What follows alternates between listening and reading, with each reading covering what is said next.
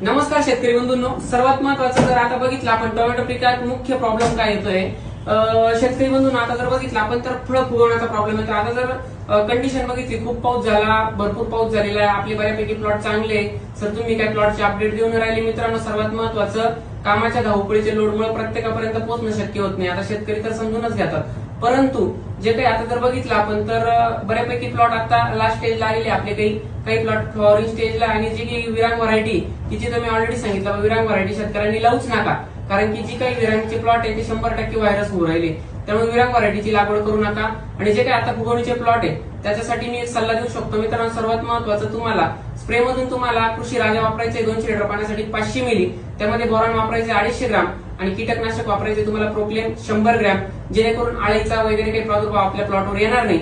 आणि आत्ताच्या पिरियड असे मित्रांनो, आता थोडंफार टेम्परेचर प्लस आणि मायनस राहणार आहे, थंडी वाढणार आहे, फळाला कलर आकार वजन येण्यासाठी सर्वात महत्वाची फवारणी अशी आहे, मिकमेल व्ही वापरायचे तुम्हाला 250 ग्राम, मिकमेल 32 वापरायचे 500 ग्राम प्रति 200 लिटर पाण्यासाठी फवारणी असेल।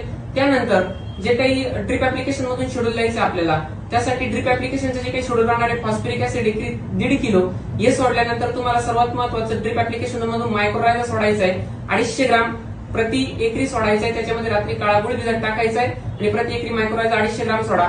त्यानंतर जर बघितलं तर फॉस्फरिक ऍसिड ऐवजी तुम्ही फॉस्फरस बॅक्टेरिया देखील सोडू शकता, त्याचे सुद्धा चांगले रिझल्ट आहे मित्रांनो। त्यानंतर ज्या शेतकऱ्यांना वाटतंय कृषी तज्ञ शेती सल्लागार सदैव टोमॅटोचे प्लॉट असतील, कांद्याचे प्लॉट असतील, सगळेच प्लॉट एकदम व्यवस्थित काढून देत आहे, आणि आज 5-6 वर्षापासून प्रत्येक शेतकऱ्याच्या सेवेमध्ये इथं बांधावर जाईपर्यंत उभे मित्रांनो। तर माझी एकच विनंती असेल शेतकऱ्यांना, काही ठिकाणी कृषी दुकानदारांकडे आपलं मटेरियल अवेलेबल आहे आणि काही ठिकाणी नाहीये, तर मित्रांनो का शेतकऱ्यांनी होम डिलिव्हरी पूर्णपणे किट ऑर्डर करून घ्या, खात्री आणि गॅरंटीनुसार आपला प्लॉट रजिस्टर करून काढा। धन्यवाद।